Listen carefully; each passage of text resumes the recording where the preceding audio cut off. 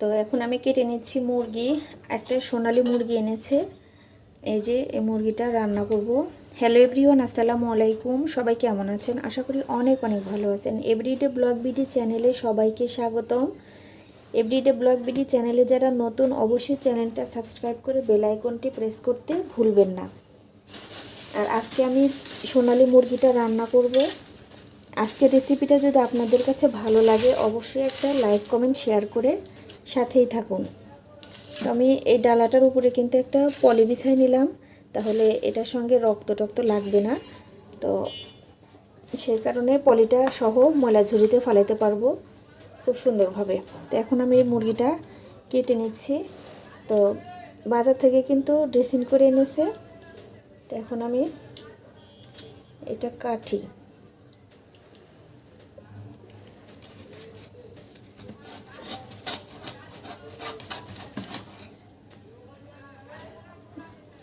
Fridge থেকে বের করে কিছুক্ষণ পরে কাটলে কিন্তু রক্তটা জমাট বেঁধে থাকে, তাহলে কিন্তু রক্ত নিচে পড়ে এই নষ্ট হয় না। ডালাতে কাটি আর যেটাতে কাটি না কেন। তো আমি এই পাশটা কেটে নিলাম। যেখানে মুরগির লোমগুলো আছে সেগুলো দেখে নিতে হবে।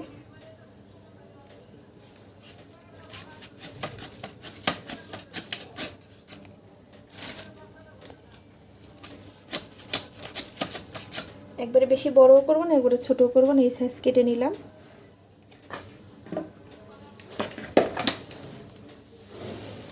অনেকেই কিন্তু মুরগির এই পাটা খায়, মজা লাগে, কিন্তু আমি খাই না, আমার খেতে ভালো লাগে না। তো ভুল করে মনে হয় একটা নিয়ে আসছে, নাকি ওই লোকই উঠায় দিছে, খেয়াল করে নাই। একটা আছে আর একটা নাই।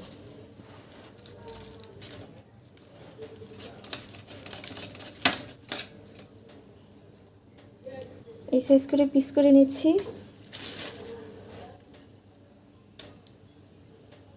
আর এর গাঢ় থেকে এই পাতলা টিস্যুটা সরিয়ে নিব।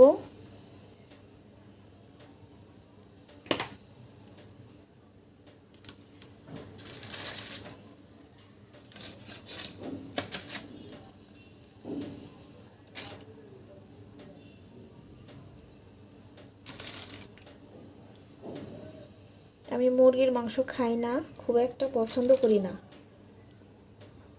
তা আসলে পরিবারের সবাই মাংস খেতে অনেক পছন্দ করে। মুরগি, গরু সবই খেতে তারা পছন্দ করে। আমি খুব একটা মুরগি পছন্দ করি না, গরু মাংস একটু খাই। তো যাই হোক, আজকে মুরগিটা রান্না করব। শক্ত আছে কিন্তু।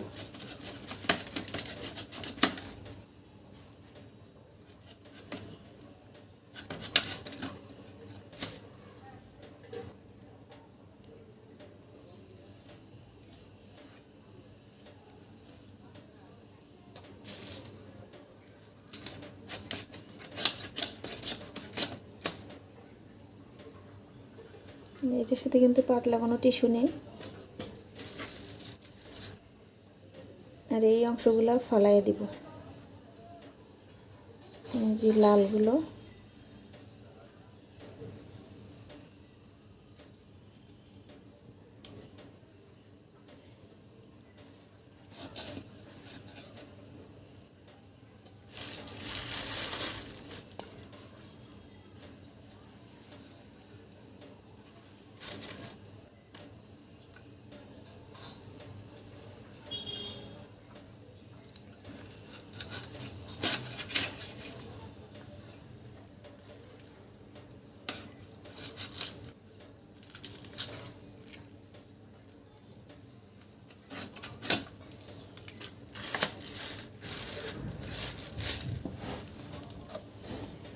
উফ, হাত লেগে যায়।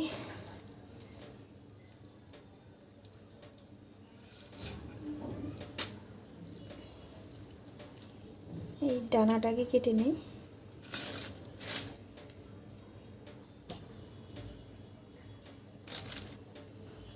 ধোয়ার সময় খুব সুন্দর করে একটা একটা করে বেছে বেছে পরিষ্কার করব। মুরগির মাংস তো শুধু হাড়, তো আমি হাড় করে কিন্তু মানে যাতে মাংস যেন থাকে ওটার সঙ্গে, আবার হাড়ও যেন থাকে সেভাবে কেটে নিচ্ছি। এই যে একটা সেভাবে কেটে নিলাম। আর এটা কিন্তু বুকের মাংস।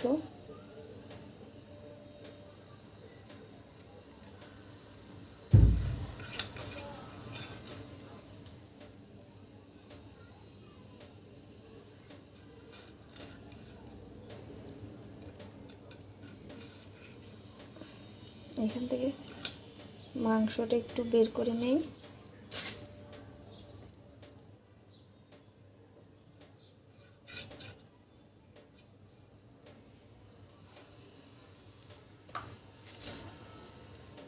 আর এটার ভিতরে একটা পিস করে নেব।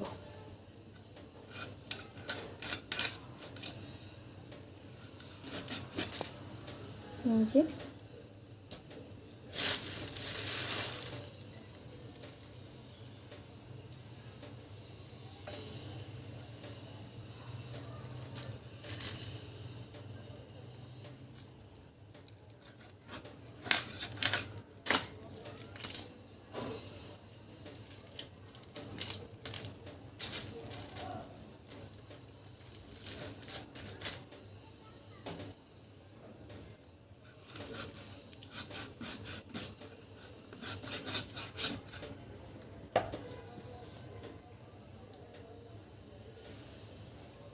সেম একই পদ্ধতিতে এই পাশের ওই হাতটা বের করে নিচ্ছি।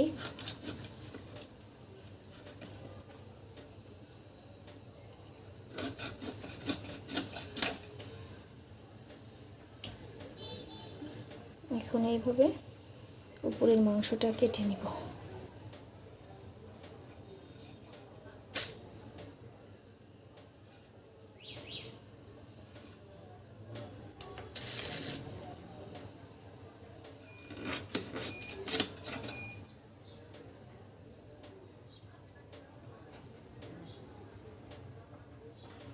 এটা কিন্তু আমানি রেখে দিলাম, কারণ কাটলে পরে দেখা যাবে যে সাইজটা ছোট হয়ে যাবে। তো এখন আমি এই কলিজা নেব না, এই যে এইটা নেব। এটাকে কি বলে আমাদের এদিকে বলে বিসমিল্লাহ। তো এর আসলে সঠিক নাম কি জানি না, কেউ জেনে থাকলে কিন্তু অবশ্যই কমেন্ট করে জানাবেন। বিসমিল্লাহির রহমানির রহিম। বিসমিল্লাহ কাটতে যদি বিসমিল্লাহ না বলি তাহলে কি হবে? তো যে এটাকে বলে হলো আমাদের তিল, এদিকে বলে। এখন আপনারা কি বলেন সেটাও কিন্তু কমেন্ট করে জানাবেন।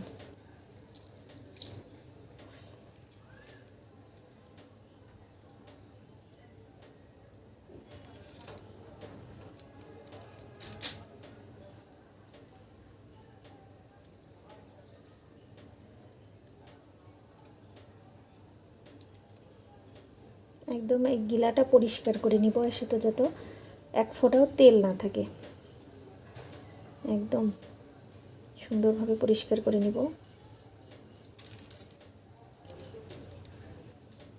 এটা আগে কেটে নিয়ে দেখি কাটতে পারি কিনা। এটা কিন্তু কাটার একটা টেকনিক আছে, যেন ময়লাটা না বের হয়। এই যে আমার এটা এই পর্দাটা কিন্তু ফেটে যায় নাই, এটা ফেটে গেলে কিন্তু ভিতর থেকে ময়লা বের হয়ে এটা নষ্ট হয়ে যাবে। তো আমি আস্তে আস্তে কিন্তু এটা বের করে নিচ্ছি। এই যে খুব সুন্দরভাবে এটা বের করে নিলাম, নিয়ে সাইড থেকে কেটে ফেলে দিব। আর এটা ফ্রিজে মানে বেশি ফ্রিজে রাখার পরে মুরগিটা যদি বেশি মানে বরফ ছেড়ে যায় তখন কিন্তু কাটা একটু কষ্ট হয়ে যায়। আর একটু একটু হালকা হালকা বরফ থাকলে ভিতরে শক্ত থাকে, ওটা কাটলে কিন্তু ভিতরে ময়লাটা আস্তই থেকে যায়। এখন এটা পরিষ্কার করে নিব।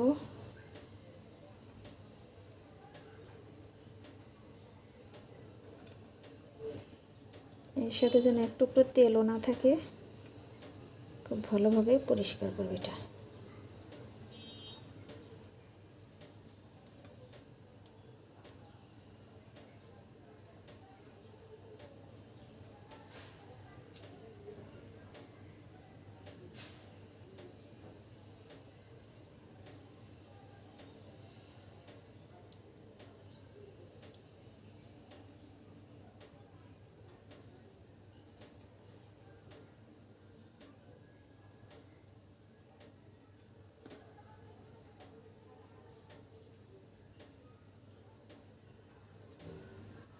তো এই যে একদম ফ্রেশ করে নিলাম, এক ফোঁটা কিন্তু এর সাথে তেল নেই।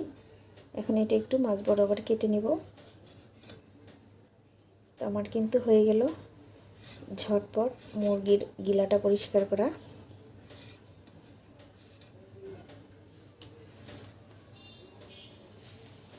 এখন এইটা থাকলো, এটার এই যেখানে জবাই করেছে সেখানকার অংশটা ফেলে দিব।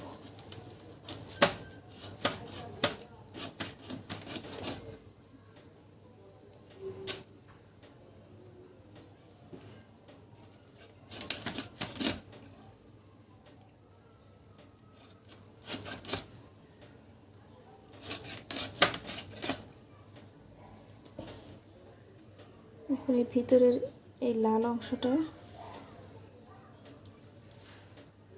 ফেলাই দিব।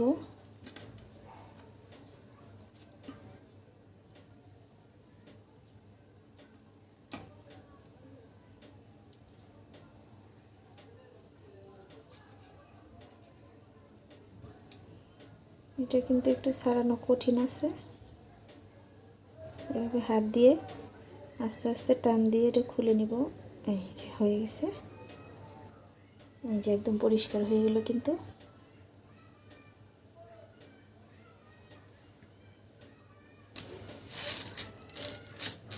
তো আর কিছু নেই, সব কাটাকাটি শেষ। এই কলিজাটা নিব না। তো ঝটপট মুরগি কাটা আমার হয়ে গেল।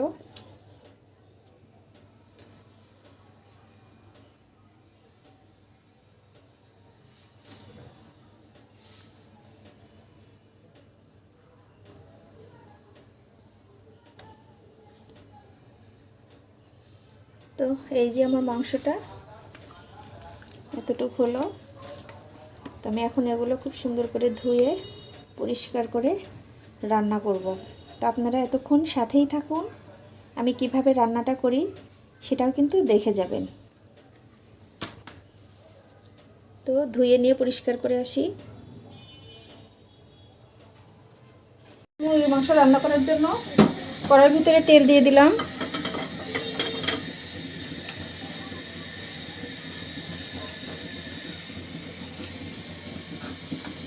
এখন দিয়ে দিব আমি পেঁয়াজ কুচি,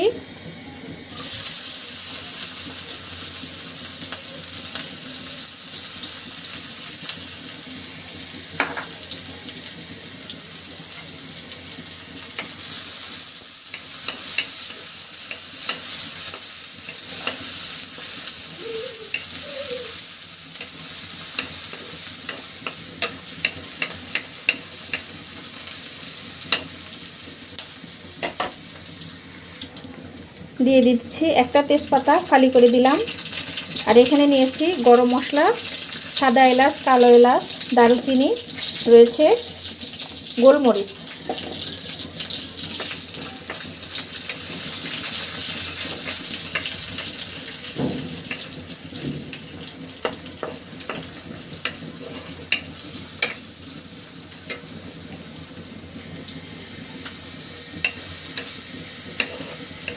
মশলাগুলো পেঁয়াজের সঙ্গে খুব সুন্দর করে ভাজি করে নিব।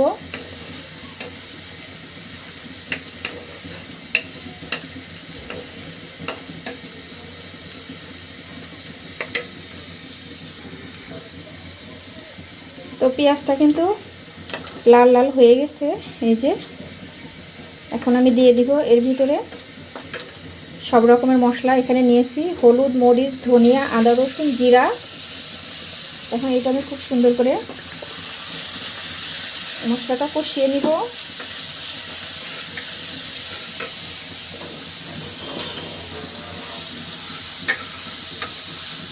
কষানোর জন্য দিয়ে দিচ্ছি একটু পানি।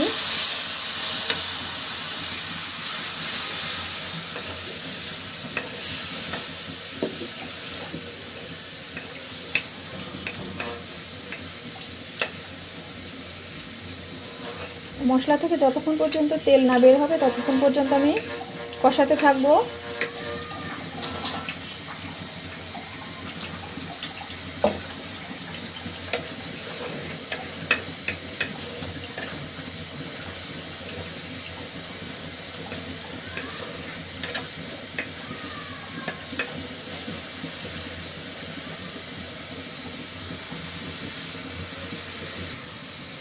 তো এর ভিতরে দিয়ে দিচ্ছি মাংসগুলো।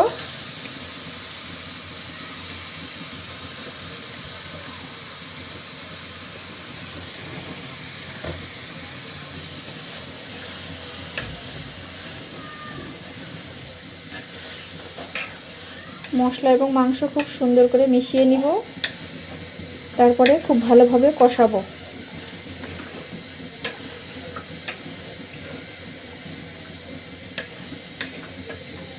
খুব সুন্দর একটা কালার এসেছে কিন্তু।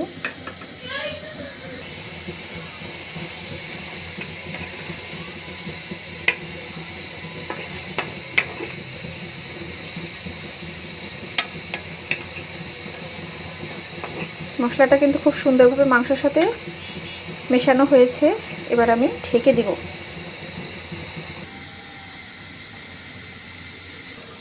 একটু ঢাকনা খুলে নাড়াচাড়া করে দেই। আজান দিয়ে দিচ্ছি।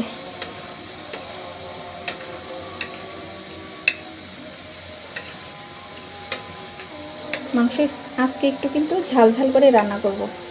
অনেক সুন্দর একটা কালার বের হয়েছে, সুন্দর একটা স্মেলও বের হয়েছে, মাশাআল্লাহ।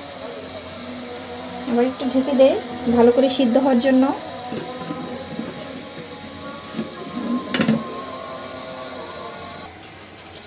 তো এর পাশে আমি আলুটাও ভর্তা করতেছি টমেটো দিয়ে।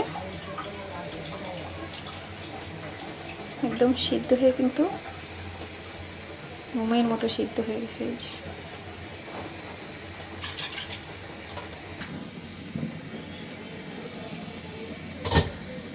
মাংসটা কিন্তু সিদ্ধ হয়ে গেছে। এখন আমি এর ভিতরে দিয়ে দিব ঝোল। এই যে মাংস কিন্তু ছেড়ে গেছে, এখন ঝোল দিয়ে দেই।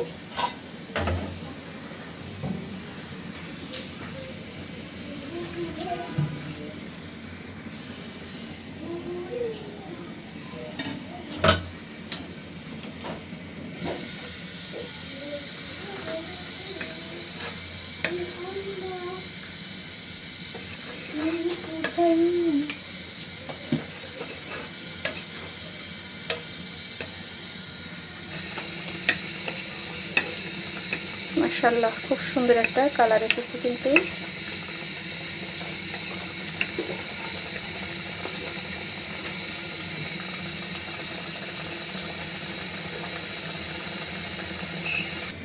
কড়াই বসিয়ে দিয়েছি, ছোট মাছ রান্না করব। তার জন্য এখানে পেঁয়াজ মরিচ কেটে রেখেছি, দিয়ে দিলাম। দিয়ে দিচ্ছি এখানে হলুদ, মরিচ, ধনিয়া, আদা, রসুন, জিরা বাটা।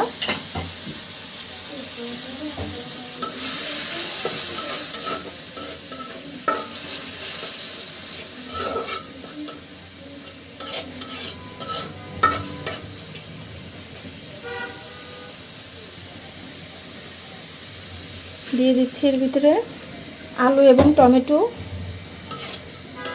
মশলার সঙ্গে খুব সুন্দর করে কষিয়ে নিব।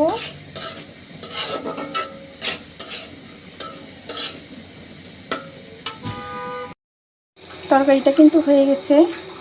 এই যে মাশাআল্লাহ, মুরগির মাংস হয়ে গেছে। এপাশে ছোট মাছের তরকারি। এই যে টমেটো দিয়ে, আলু দিয়ে, লাউ শাক দিয়ে ছোট মাছ রান্না। আমার প্রাণপ্রিয় কলিজার ভাই ও বোনেরা, আজকের রেসিপিটা যদি আপনাদের কাছে ভালো লাগে অবশ্যই একটা লাইক করুন, শেয়ার করতে কিন্তু ভুলবেন না। আশা করছি রেসিপি দুটো অনেক ভালো লেগেছে। আর হ্যাঁ, অবশ্যই একটা লাইক কমেন্ট শেয়ার করতে ভুলবেন না। তো আজকের মতো এ পর্যন্তই বিদায় নিচ্ছি। সবাই ভালো থাকেন, সুস্থ থাকেন। আল্লাহ হাফেজ।